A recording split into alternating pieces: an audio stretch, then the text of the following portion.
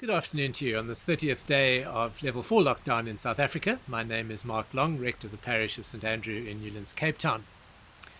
Tomorrow will officially mark the end of Eastertide with our celebration of Pentecost. Just over 8 weeks ago, I began these daily talks with the thought of only 21, which at that point was somewhat intimidating. Nonetheless, 8 weeks later, and here we are.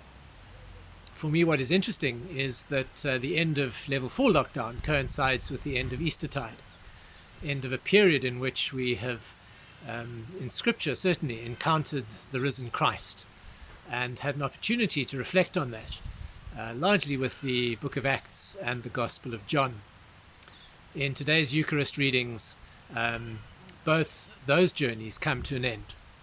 We have Paul sitting in Rome, and it informs us he spends 2 years there, has an opportunity, even though he's under guard, waiting to be addressed by the emperor, has 2 years to share the gospel, the reality of Jesus as Messiah with that community.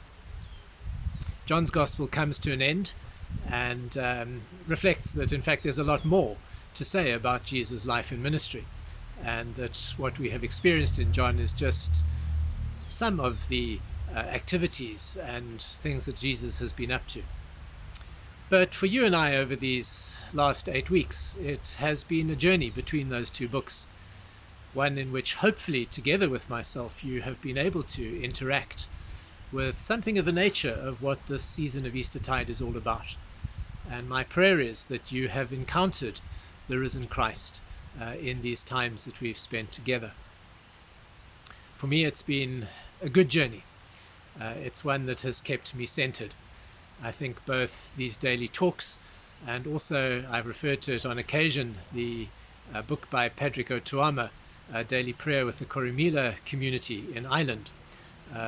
Those two have brought structure to my day and been quite life-giving in all the roller coasters of ups and downs of emotions and all that has gone with this journey. Our time of lockdown is not over, even though we move to Level 3. But of course Eastertide comes to an end and we enter into Pentecost and the season of Pentecost going forward, and an opportunity perhaps to reflect differently. I know many of you have travelled with me over this time, and I'm hugely appreciative of the positive feedback I've received from you. I'm aware that some of you wake up with me in the morning, and I put others of you to sleep at night. I have wondered about those comments, but have appreciated them nonetheless.